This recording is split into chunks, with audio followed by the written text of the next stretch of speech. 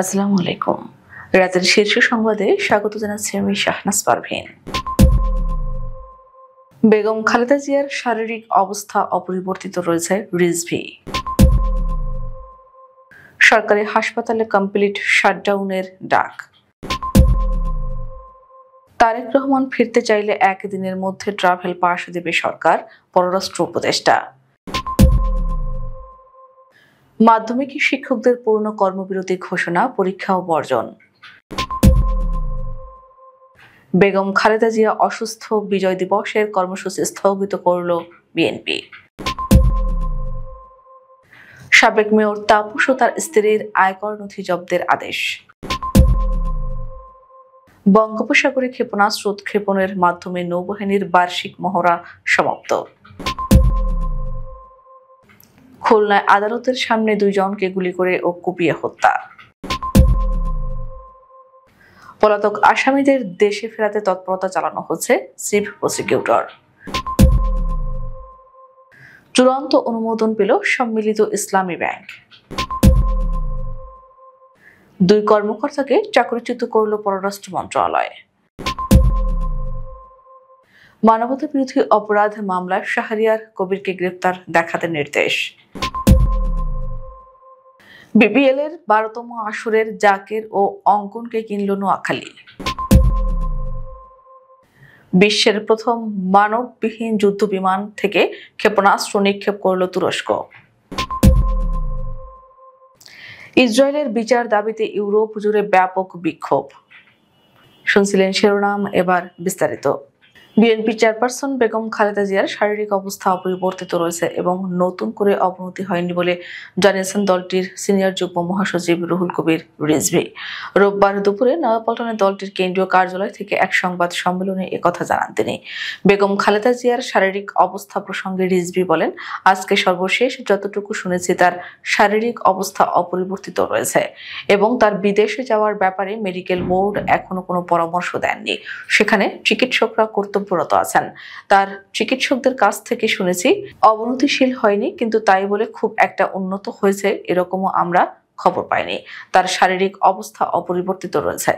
বেগম খালেদা জিয়া দ্রুত সুস্থ হয়ে উঠবেন বলে প্রত্যাশা করেন রিজভী। তার সুস্থতার জন্য দলের নেতাকর্মী সহ জনগণকে দোয়া করার আহ্বান জানান তিনি। 11তম গ্রেডে থেকে 10ম গ্রেডে উন্নীত করার দাবিতে ঢাকা মেডিকেল কলেজ হাসপাতালে 2 ঘন্টার কর্মবিরতি পালন করেছেন হাসপাতালের মেডিকেল টেকনোলজিস্ট ও ফার্মাসিস্টরা। রোববার সকাল 9টা থেকে বেলা 11টা পর্যন্ত ঢামেক হাসপাতালের বহির্বিভাগে এ কর্মবিরতি চলে। কর্মবিরতির ফলে হাসপাতালে চিকিৎসা নিতে আসা রোগীদের ভোগান্তিতে পড়তে হয়।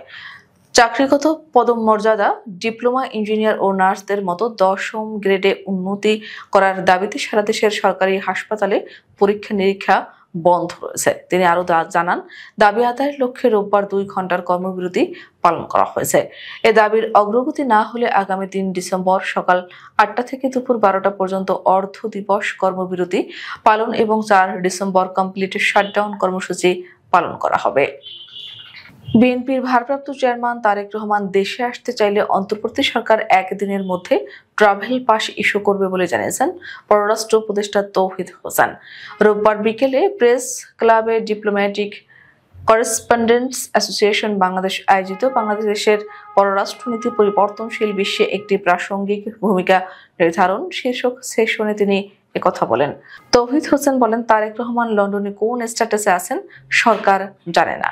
তিনি দেশে ফিরতে চাইলে অন্য কোনো দেশ আটকাতে পারে, সেটি অস্বাভাবিক। এ সময় ভারতের সঙ্গে সম্পর্ক নিয়ে তিনি বলেন, জুলাই গণ অভ্যুত্থানে বাংলাদেশে যে পরিবর্তন হয়েছে, প্রতিবেশী দেশ ভারতের তার সঙ্গে মানিয়ে নিতে সময় লাগছে। আশা করছি 2 দেশের মধ্যে ওয়ার্কিং রিলেশন দ্রুত স্বাভাবিক হবে। সাবেক স্বরাষ্ট্রমন্ত্রী আসাদুজ্জামান খান কামাল ভারতে আছেন, তা জেনে থাকলেও অফিসিয়াল কোনো তথ্য জানায়নি দিল্লি। তাকে ফেরত দেওয়ার বিষয়ে আনুষ্ঠানিক কোনো আলোচনা হয়নি। দাবি আদায় না হওয়ায় সোমবার থেকে পূর্ণ দিবস কর্মবিরতি পালনের ঘোষণা দিয়েছে বাংলাদেশ সরকারি মাধ্যমিক শিক্ষক সমিতি। এন্ট্রি পদ 9ম গ্রেড সহ 4 দফা দাবিতে শিক্ষা ভবনে 2 দিন অবস্থান কর্মসূচি পালন ও আলটিমেটাম শেষ হওয়ার পরও দাবি আদায় না হওয়ায় শিক্ষকরা নতুন কর্মসূচি ঘোষণা দিলেন। এই কর্মবিরতিতে চলমান বার্ষিক ও এসএসসি নির্বাচনী পরীক্ষা বর্জন এবং খাতা মূল্যায়ন থেকে বিরত থাকার ঘোষণাও দেন শিক্ষকরা।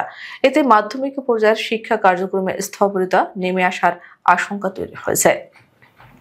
বিএনপি চেয়ারপারসন ও সাবেক প্রধানমন্ত্রী বেগম খালেদা জিয়া অসুস্থ হয়ে হাসপাতালে ভর্তি থাকায় বিজয় দিবস উপলক্ষে নেওয়া সকল কর্মসূচি স্থগিত করেছে দলটি। রোববার ৩০ নভেম্বর দুপুরে রাজধানীর নয়াপল্টনে দলটির কেন্দ্রীয় কার্যালয়ের সংবাদ সম্মেলনে একথা জানান সিনিয়র যুগ্ম মহাসচিব রুহুল কবির রিজভী। রিজভী বলেন, বিএনপির চেয়ারপারসন খালেদা জিয়ার বিদেশে চিকিৎসার বিষয়ে মেডিকেল বোর্ড এখনো কোনো সিদ্ধান্ত হয়নি। বেগম জিয়ার শারীরিক অবস্থা আগের মতোই রয়েছে। এ সময় তিনি দেশবাসীর কাছে চেয়ারপারসনের জন্য দ্রুত আরোগ্য কামনায় দোয়া চেয়েছেন। ঢাকা দক্ষিণ সিটি কর্পোরেশনের সাবেক মেয়র শেখ ফজলিনুর তাপস ও তার স্ত্রী আফরিন তাপসের আয়কর নথি জব্দের আদেশ দিয়েছেন ঢাকার একটি আদালত। রোববার ঢাকা মহানগর জ্যেষ্ঠ বিশেষ জজ আদালতের বিচারক মোহাম্মদ সাব্বির ফয়েজ দুদকের আবেদনের পরিপ্রেক্ষিতে এই আদেশ দেন। ঢাকা মহানগর দায়রা জজ আদালতের বেঞ্চ সহকারী মোহাম্মদ রিয়াজ হোসেন গণমাধ্যমে বিষয়টি নিশ্চিত করেন। তাপসের বিরুদ্ধে আবেদনে বলা হয়েছে, আসামি শেখ ফজলিনুর তাপস সংসদ সদস্য ও মেয়র হিসেবে দায়িত্ব পালনকালে নিজ ক্ষমতার অপব্যবহার করে দুর্নীতির মাধ্যমে জ্ঞাত আয়ের উৎসের সাথে অসঙ্গতিপূর্ণ ৭৩ কোটি ১৯ লাখ টাকা মূল্যের সম্পদের মালিকানা অসাধু উপায় অর্জনপূর্বক দখলে রেখেছেন। এছাড়া তার নামীয় ২৭টি ব্যাংক হিসেবে জ্ঞাত আয়ের উৎসের সঙ্গে অসঙ্গতিপূর্ণ ৫৩৯ কোটি ১৬ লাখ টাকা ও ৫,১৭,৫২৭ মার্কিন ডলার সন্দেহজনক লেনদেনের মাধ্যমে অপরাধ লব্ধ অবৈধ অর্থ জ্ঞাতসারে হস্তান্তর ও স্থানান্তর করার অভিযোগে তার বিরুদ্ধে মামলা দায়ের করা হয়। বঙ্গোপসাগরে সফল ক্ষেপণাস্ত্র উৎক্ষেপণের মধ্য দিয়ে বাংলাদেশ নৌবাহিনীর বাৎসরিক সমুদ্র মহড়া ২০২৫ রোববার সমাপ্ত হয়েছে। নৌবাহিনী প্রধান অ্যাডমিরাল এম নাজমুল হাসানের আমন্ত্রণে বাংলাদেশ অন্তর্বর্তীকালীন সরকারের স্বরাষ্ট্র মন্ত্রণালয়ের উপদেষ্টা, আইন বিচার ও সংসদ বিষয়ক মন্ত্রণালয়ের উপদেষ্টা, বন ও জলবায়ু পরিবর্তন মন্ত্রণালয় এবং পানি সম্পদ মন্ত্রণালয়ের উপদেষ্টা এবং গৃহায়ণ ও গণপূর্ত মন্ত্রণালয়ের উপদেষ্টা বানৌজা খালিদ বিন ওয়ালিদ থেকে সমাপনী দিবসের মহড়াসমূহ প্রত্যক্ষ করেন। এছাড়া নৌবাহিনীর এই মহড়ায় অন্যান্য উচ্চপদস্থ সামরিক ও অসামরিক কর্মকর্তাগণ উপস্থিত ছিলেন। আন্তঃবাহিনী জনসংযোগ পরিদপ্তর এক সংবাদ বিজ্ঞপ্তিতে এ তথ্য জানায়। খুলনায় আদালতে হাজিরা দিয়ে যাওয়ার সময় ২ জনকে গুলি করে ও কুপিয়ে হত্যা করেছে দুর্বৃত্তরা। রোববার দুপুর 12:30টায় চিফ জুডিশিয়াল ম্যাজিস্ট্রেট আদালতের সামনে এই ঘটনা ঘটে। নিহতরা হলেন হাসিব হাওলাদার ও ফজলে রাব্বি রাজন। তারা ২ জন অস্ত্র মামলায় হাজিরা দিতে আদালতে এসেছিলেন। প্রত্যক্ষদর্শীরা জানান, হাসিব ও রাজন মোটরসাইকেল যোগে আদালতের গেট থেকে বের হওয়ার সাথে সাথে অপর একটি মোটরসাইকেল তাদের পথ রোধ করে মাথায় গুলি করে। এরপর তারা ২ জনকে ধারালো চাপাতি দিয়ে কোপায়। এতে ২ জনই ফুটপাতের উপর লুটিয়ে পড়েন। তাদের উদ্ধার করে খুলনা মেডিকেল কলেজ হাসপাতালে নেওয়ার পর চিকিৎসক মৃত ঘোষণা করেন। এই সপ্তাহে আরো কিছু বড় মামলার তদন্ত রিপোর্ট ও ফরমাল চার্জ ট্রাইব্যুনালে দাখিল করবে প্রসিকিউশন। সেই সঙ্গে পলাতক আসামিদের দেশে আনার ব্যাপারে সরকার যথেষ্ট তৎপরতা চালাচ্ছে বলে জানিয়েছেন আন্তর্জাতিক অপরাধ ট্রাইব্যুনালের চিফ প্রসিকিউটর মোহাম্মদ তাজুল ইসলাম। রোববার ট্রাইব্যুনাল প্রাঙ্গণে জুলাই গণ অভ্যুত্থানে কুষ্টিয়ায় ৬ জনকে হত্যার অভিযোগে মানবতা বিরোধী অপরাধের মামলায় সাবেক মন্ত্রী ও জাসদ সভাপতি হাসানুল হক ইনুর বিরুদ্ধে প্রসিকিউশনের সূচনা বক্তব্য উপস্থাপন শেষে তিনি একথা বলেন। ২৪ জুলাই গণ অভ্যুত্থানকে সো কল্ড বা তথাকথিত বলে ধৃষ্টতা দেখানো আদালত অবমাননার শামিল বলেও এ সময় মন্তব্য করেন তিনি। ব্যাংক হিসেবে চূড়ান্ত অনুমোদন পেল সম্মিলিত ইসলামী ব্যাংক পিএলসি। রোববার সম্মিলিত ইসলামী ব্যাংকের চূড়ান্ত অনুমোদন দিয়েছে বাংলাদেশ ব্যাংক বোর্ড সভায় সভাপতিত্ব করেন বাংলাদেশ ব্যাংকের governor Ahsan H Mansur. Bangladesh bank জানিয়েছে, ডিসেম্বরের প্রথম সপ্তাহ থেকেই নতুন ব্যাংকটির পূর্ণাঙ্গ ব্যাংকিং কার্যক্রম শুরু করবে। একীভূত হওয়া 5টি ব্যাংক হলো ফার্স্ট সিকিউরিটি ইসলামী ব্যাংক, গ্লোবাল ইসলামী ব্যাংক, সোশ্যাল ইসলামী ব্যাংক, এক্সিম ব্যাংক ও ইউনিয়ন ব্যাংক। বাংলাদেশ ব্যাংক আরো জানায়, নতুন ব্যাংকটির মোট পেইড আপ ক্যাপিটাল হবে ৩৫,০০০ কোটি টাকা। এর মধ্যে সরকার দিচ্ছে ২০,০০০ কোটি টাকা আর বাকি ১৫,০০০ কোটি টাকা আসছে আমানতকারীদের শেয়ার থেকে। প্রাথমিকভাবে অনুমোদিত মূলধন নির্ধারণ করা হয়েছে ৪০,০০০ কোটি টাকা। পররাষ্ট্র মন্ত্রণালয়ের নতুন দুজন কর্মকর্তাকে চাকরিচ্যুত করা হয়েছে। চাকরিতে মিথ্যা তথ্য দেওয়ায় তাদেরকে এর শাস্তি দেওয়া হয়েছে বলে জানিয়েছেন পররাষ্ট্র উপদেষ্টা তৌহিদ হোসেন।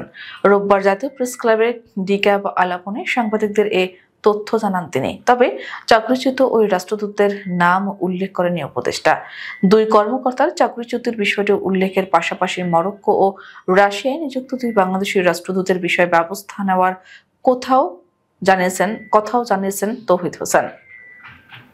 মানবতাবিরোধী অপরাধের অভিযোগের মামলায় ৭১-এর ঘাতক দালাল নির্মূল কমিটির উপদেষ্টা মণ্ডলীর সভাপতি শাহরিয়ার কবিরকে গ্রেপ্তার দেখানোর নির্দেশ দিয়েছেন আন্তর্জাতিক অপরাধ ট্রাইব্যুনাল। এ বিষয়ে শুনানি নিয়ে রোববার বিচারপতি মোহাম্মদ গোলাম মুর্তজা মজুমদারের নেতৃত্বে ট্রাইব্যুনাল ১-এর বিচারিক প্যানেল এ আদেশ দেন। সেই সঙ্গে শাহরিয়ার কবিরকে আগামী ১২ জানুয়ারি ট্রাইব্যুনালে হাজির করতে বলা হয়েছে। গত বছরের ১৬ সেপ্টেম্বর শাহরিয়ার কবিরকে তার বনানীর বাসা থেকে আটক করে পুলিশ। পরে তাকে জুলাই আন্দোলনকালে গুলিতে গৃহকর্মী লিজা আক্তার নিহতের মামলায় গ্রেপ্তার দেখিয়ে পরদিন আদালতে হাজির করা হয়।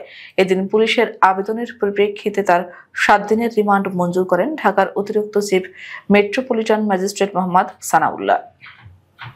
শুরু হয়েছে বিপিএল এর ১২তম আসরের নিলাম। রোববার রাজধানীর রেডিসন ব্লু ওয়াটার গার্ডেনের গ্র্যান্ড বলরুমে অনুষ্ঠিত হচ্ছে নিলাম।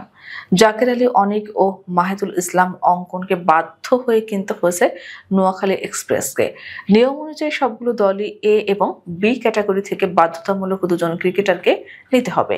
বি ক্যাটাগরি থেকে কোনো ক্রিকেটারকে নিলামের শুরুতে দলে নিতে পারেনি নোয়াখালী।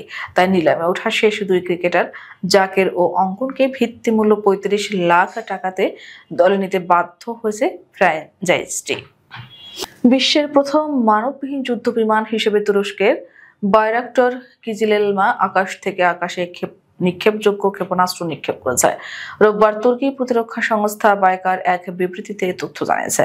আনাদুলু এজেন্সির প্রতিবেদনে বলা হয়েছে, সিনপ উপকূলে এই যুগান্তকারী পরীক্ষাটি করা হয়। এতে দেশীয়ভাবে তৈরি আকাশ থেকে আকাশে নিক্ষেপযোগ্য গোগ যোগান ক্ষেপণাস্ত্র ব্যবহার করা হয়। এটি নির্ভুলতার সঙ্গে উচ্চগতির লক্ষ্যবস্তুতে আঘাত করে। এই সফল অভিযানের ফলে কিজিলেলমা বিশ্বের একমাত্র অমানবহীন প্ল্যাটফর্ম হিসেবে প্রতিষ্ঠিত হয়েছে, যার আকাশ থেকে আকাশে যুদ্ধের জন্য যাচাইকৃত ক্ষমতা রয়েছে। পরীক্ষার সময় ৫ F-16 যুদ্ধ বিমানও মানুষবিহীন যুদ্ধ বিমানটির সঙ্গে উড়েছিল। এগুলো কিজিলেলমার সঙ্গে যৌথ ক্রু আনক্রু অপারেশনে ফরমেশ ফ্লাইট পরিচালনা করে। গাজায় ইসরায়েলি গণহত্যার নিন্দা জানিয়ে ইউরোপের বিভিন্ন শহরে ব্যাপক বিক্ষোভ করেছেন হাজারো মানুষ। এ সময় গণহত্যার দায়ে ইসরায়েলকে জবাবদিহির আওতায় আনা ও ফিলিস্তিনিদের সুরক্ষার দাবি জানান তারা। শনিবার আন্তর্জাতিক সংহতি দিবস উপলক্ষে ফিলিস্তিনি জনগণের সঙ্গে একাত্মতা জানিয়ে এই বিক্ষোভের আয়োজন করা হয়। এদিন গাজার প্রতি সংহতি জানিয়ে ইতালিতে বিক্ষোভ কর্মসূচি অনুষ্ঠিত হয়েছে। রাজধানী রোমে হওয়া এই প্রতিবাদ কর্মসূচিতে যোগ নেন কয়েক হাজার মানুষ। ইসরায়েলি আগ্রাসনের প্রতিবাদ জানাতে এতে অংশ নিয়েছেন আলোচিত সুইডিশ পরিবেশ কর্মী গ্রেটা থুনবার্গ ও জাতিসংঘের বিশেষ প্রতিনিধি ফ্রান্সিসকো আলবানিজো। এ সময় যুদ্ধবিরতি সত্ত্বেও গাজায় তেল আবিবের লাগাতার হামলার প্রতিবাদ জানান তারা। আমাদের আগামীকাল দুপুরের শীর্ষ সংবাদ দেখার আমন্ত্রণ জানিয়ে এখনকার মতো বিদায় নিচ্ছে।